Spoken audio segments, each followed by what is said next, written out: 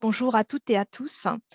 Donc effectivement, j'ai le plaisir d'ouvrir cette table ronde dont le sujet est l'immobilier sanitaire et médico-social face à l'incertitude, quel arbitrage, avec l'honneur d'accueillir Bénédicte Boulogne, Fanny Serrez, Stéphane Bajdas et Éric Delcros. Je remercie également pour leur participation filmée Jean-Paul Ségade, Bruno Rossetti et Patrick Essat. Fanny Serrez, vous êtes chercheure, conceptrice d'espaces d'accueil de personnes en situation de handicap ou en perte d'autonomie au sein de l'atelier d'architecture humaine. Le virage domiciliaire et inclusif est au cœur de vos axes de réflexion pour questionner, concevoir de tels lieux comme les EHPAD. Quel modèle vous inspire finalement pour vos projets ? Bonjour, merci. Donc oui, il y a beaucoup de choses qui ont été dites. La première des choses, je vais rebondir un peu sur la question du virage domiciliaire et inclusif. Pour rebondir sur les propos de Madame Boulogne, il y a plusieurs choses. C'est que clairement, ça ne peut pas être que le développement de nouvelles formes d'habitat inclusif, juste d'intermédiaires. Pour le rappeler quand même, en 2018, dans son chapitre prospectif, la CNSA parlait bien de l'ambition d'une société inclusive. Et ça, c'est des solutions intermédiaires, mais c'est aussi l'adaptation des dispositifs de droit commun, donc c'est un point qui est quand même très important, et aussi la transformation des établissements médico-sociaux. Et de ce point de vue-là, sur la transformation, clairement, en termes d'enseignement de la crise sanitaire, là, on a beaucoup échangé sur tout ce que ça a pu impacter dans le champ du sanitaire, mais je trouve que ce que ça nous a enseigné dans le champ médico-social, c'est d'abord une expérience qu'on a fait tout un chacun, c'est qu'être confiné, et encore plus dans un espace aussi petit qu'une chambre, c'est vraiment insupportable, enfin c'est à la limite de ce qu'on peut vivre, et qu'il y a comme une forme de limite à la préservation de la santé physiologique, c'est celle de notre santé psychique. Donc ça, c'est un point qui était assez important en termes d'enseignement et qui implique à la fois les questions de fonctionnement et les questions architecturales.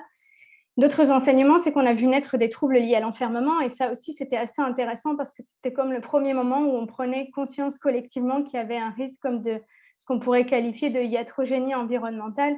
Et tout d'un coup, on a tous fait l'expérience de ce que ça pouvait être de vivre dans une unité fermée ou protégée.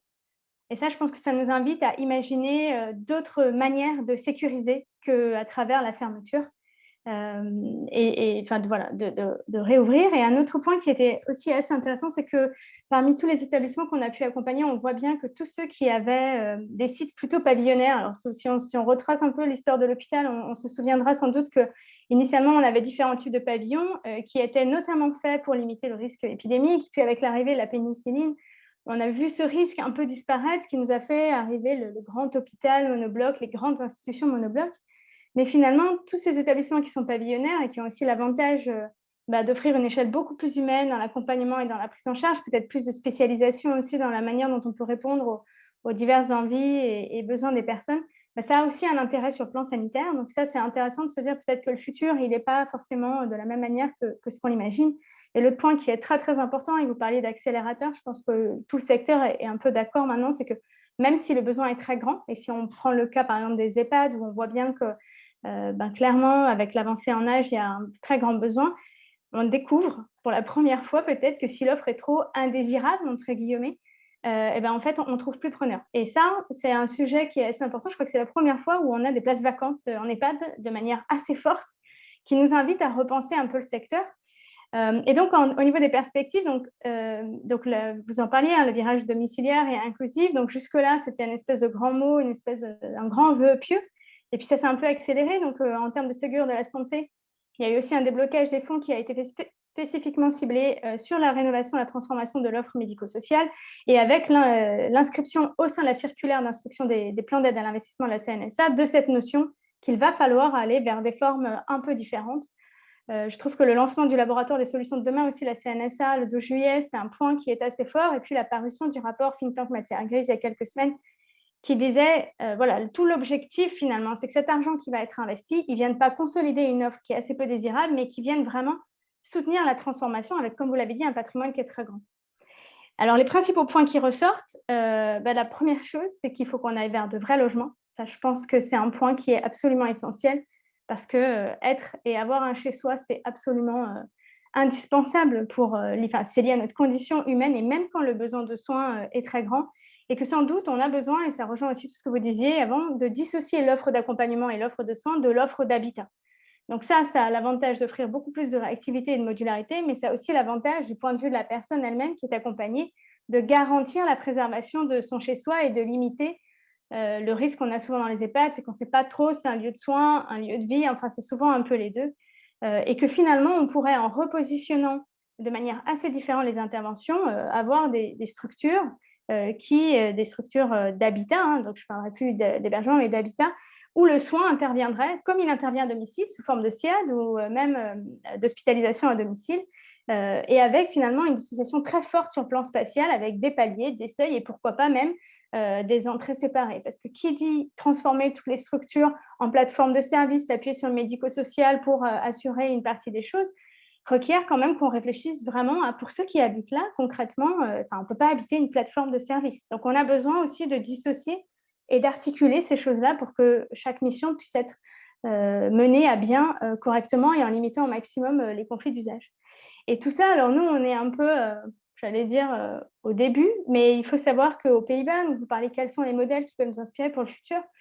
Aux Pays-Bas, donc dès 2014, et pour des raisons assez différentes de nous d'ailleurs, qui étaient plutôt liées à la pénurie de personnel soignant. Donc, il y a eu une invitation assez grande et un grand choix gouvernemental de réformer et de fermer, en fait, de transformer les structures médicalisées à destination des personnes âgées handicapées en les transformant en ce qu'ils appellent des logements assistés. Pour donner un schéma très simple, c'est faire finalement que ce que nous, on considère comme nos résidences autonomie, c'est-à-dire qu'avec un bail d'un côté et une prestation d'accompagnement de l'autre, ça soit le futur des EHPAD. Donc, autant dire que de leur point de vue, cette case intermédiaire, elle n'existe pas, puisque soit on peut rester chez soi, soit on ne peut pas. Mais en tout cas, une fois qu'on est quelque part, on doit pouvoir rester jusqu'à la fin de sa vie. Donc ça, c'est un point sur lequel on a pu aller juste avant le confinement, faire un voyage d'études. Et on a un article dans Gérontologie et Société qui paraît en septembre, qui va présenter vraiment tous les détails de ce modèle néerlandais.